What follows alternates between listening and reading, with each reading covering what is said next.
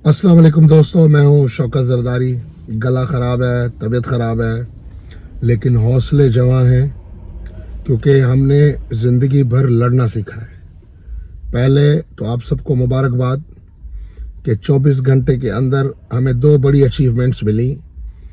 एक, vice chancellor Khairpur university के ख़िलाफ़ इंक्वायरी शुरू हुई है, और दूसरा, जज साहब का शॉर्ट ऑर्डर भी किसी न किसी तरीके से हमें मिल गया है।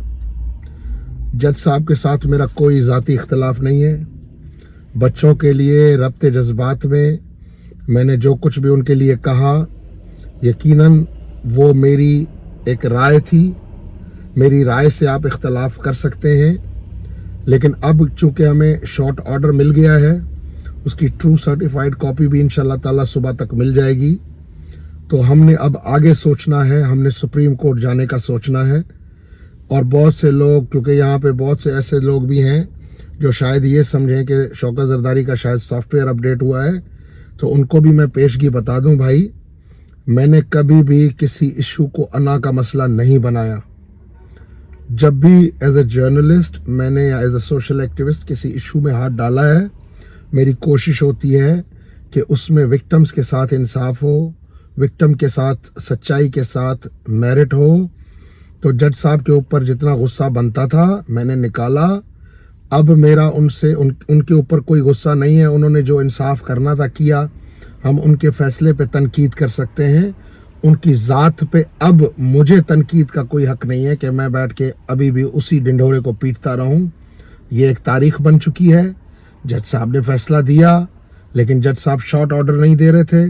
अगर जज साहब पहले दिन शॉर्ट ऑर्डर दे देते तो शायद हमें उनके फैसले पर ही तनकीद करना पड़ती। उनके ऊपर हम जो कुछ भी कह रहे थे वो हम नहीं कहते।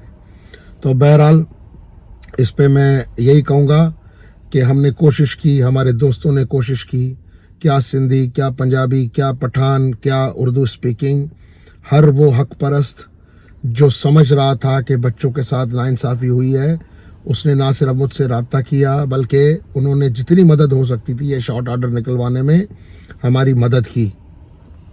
दूसरी तरफ अब हम ये सोच रहे हैं कि हम सुप्रीम कोर्ट जाएंगे।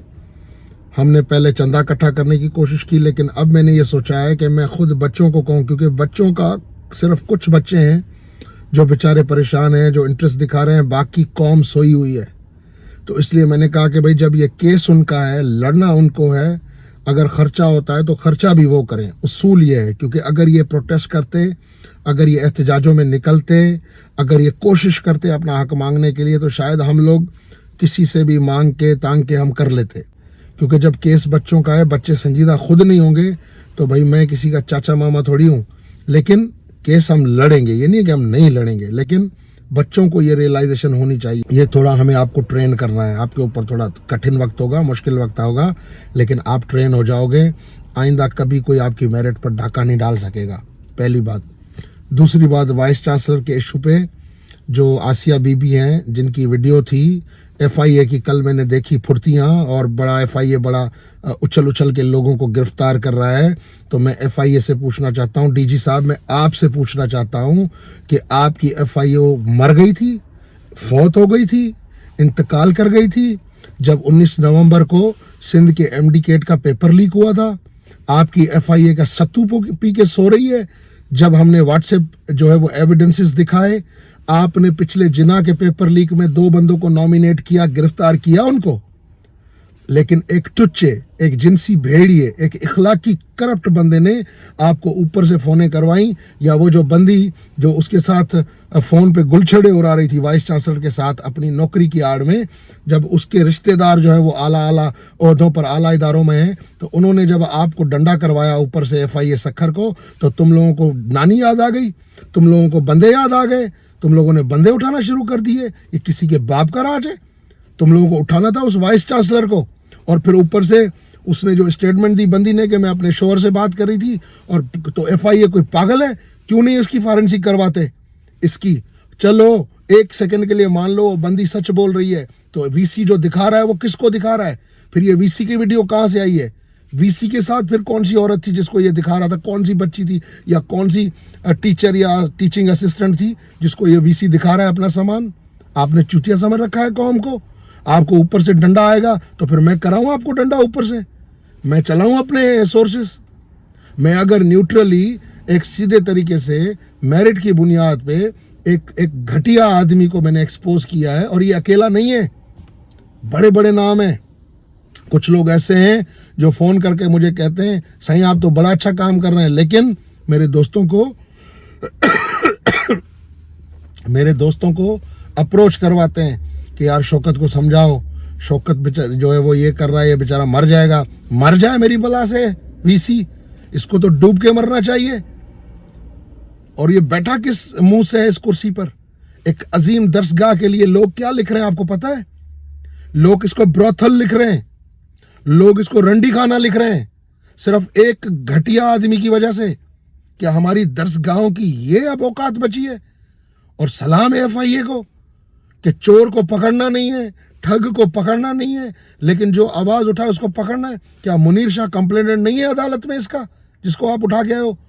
और अगर तुम ये समझ रहे हो कि मुझे ये वीडियो मुनीर शाह ने दिया है, तो मैं बोल रहा हूं चेक करो मुनीर शाह का फोन। कभी मुनीर शाह से मेरी बात हुई है? कभी मुनीर शाह से नंबर एक्सचेंज हुआ है मेरा?